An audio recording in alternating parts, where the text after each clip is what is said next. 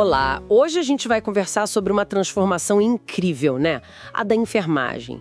Como ela saiu de uma coisa assim quase intuitiva para se tornar a ciência que é hoje. Vamos usar uns artigos, fontes históricas, para entender os marcos, as figuras importantes, especialmente aqui no Brasil. A ideia é sacar como cuidar virou algo científico profissional mesmo. E olha que curioso, um ponto de partida para isso tudo foi um campo de batalha, a Guerra da Crimeia. É um ótimo começo, sim. Porque a enfermagem como ciência, ela não surgiu do nada, né? Ela foi evoluindo, muito em resposta às necessidades sociais, políticas e até conflitos, como você disse. E vale lembrar, né, que a própria ciência mudou muito antes disso. Lá com Sócrates, na Grécia Antiga, o foco saiu do cosmo e veio para o ser humano. Isso, de certa forma, preparou o terreno para valorizar o cuidado, entende? Totalmente. E falando nessas figuras-chave, não dá para não falar de Florence Nightingale, claro. Nasceu em 1820, família britânica, rica, e ela meio que quebrou o esperado para a época, né? Casamento e tal, mas ela sentiu um chamado, é o que dizem, e decidiu ir para a enfermagem. Por que isso era tão radical assim? Porque enfermagem naquela época não tinha status nenhum. Zero. Era coisa associada a classes mais baixas, gente sem estudo formal ou quase uma penitência religiosa, sabe? Para uma mulher da alta sociedade como ela, nossa, era romper com tudo. Família contra, sociedade contra. Uma barreira enorme. E aí veio a Guerra da Crimeia, entre 1854 e 56. Ali foi o palco dela, né? Os hospitais militares britânicos, um caos total. A mortalidade era tipo 40%, principalmente por infecção, falta de higiene básica. O governo chamou ela, e lá foi ela, com 38 voluntários. E a atuação dela foi, nossa, transformadora. Ela não só cuidou dos soldados, ela aplicou método, observação sistemática e o pulo do gato, estatística, para medir o impacto do que ela fazia. Hoje parece óbvio, né? Mas na época, pioneiríssimo. Ela botou ordem, limpeza, ventilação, comida decente, organização. O resultado, a mortalidade caiu para cerca de 2%.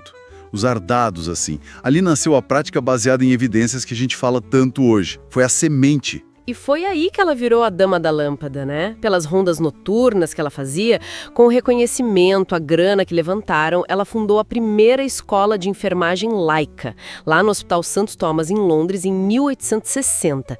E o livro dela, Notas sobre Enfermagem, com aquela teoria ambientalista, a ideia de que o ambiente cura. Isso lançou as bases científicas mesmo. Exato. E esse modelo dela se espalhou pelo mundo. Chegou aqui no Brasil também.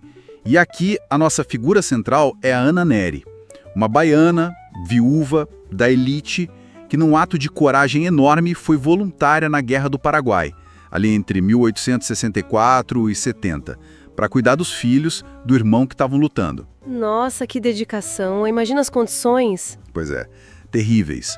Hospitais de campo precários, doença para todo lado, cólera, tifo, varíola. Mas o diferencial dela foi o cuidado humano.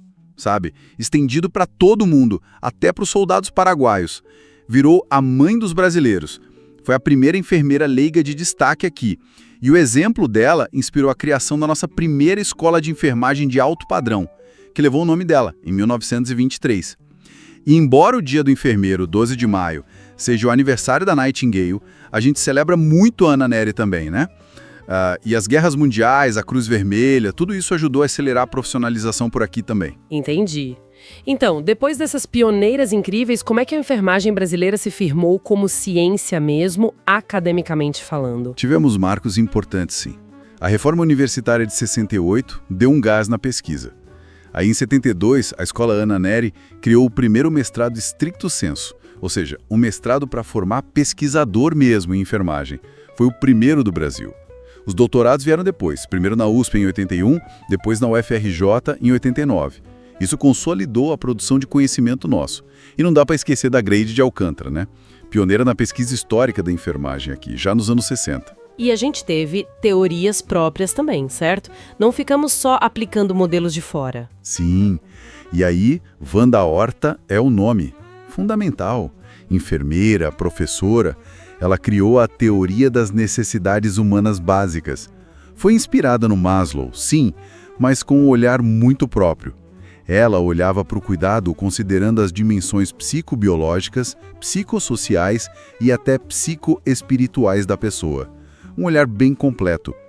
Foi nossa primeira grande teórica, e essa abordagem dela, mais holística, continua super atual. Bem na linha do cuidado centrado na pessoa. Que legal! Isso mostra uma maturidade, Uma evolução para além de só aplicar o que vinha de fora.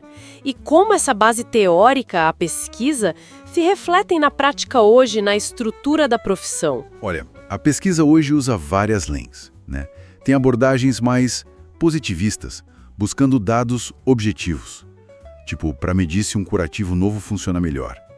E tem outras mais compreensivas, tipo a fenomenologia, que tenta entender a experiência de viver com uma doença, por exemplo.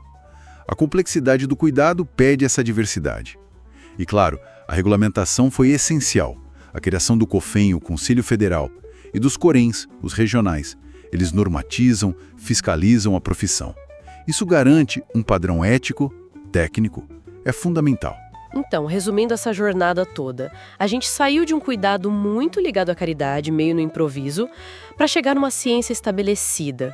Figuras como Nightingale, Anna Neri foram essenciais, muitas vezes impulsionadas por cenários difíceis, como as guerras, e a consolidação veio pela academia, pela pesquisa, por teorias como a da Wanda Horta aqui no Brasil, virou uma disciplina autônoma, científica. Exatamente. E fica uma reflexão, A gente começou com a Nightingale focando muito no ambiente, na observação, passamos pela humanização da Anna Neri, pela visão integral das necessidades com a Wanda Horta. Hoje, com tanta tecnologia na saúde, qual será o equilíbrio ideal entre usar toda essa tecnologia e não perder o toque humano, que é a essência do cuidar? Como é que a gente mantém acesa aquela chama do ideal que algumas fontes falam, olhando para os desafios de hoje? Fica aí a questão para a gente pensar. Muito obrigado por ouvir esse podcast até o final. Se você gostou, considere se inscrever e deixar um like. Até a próxima!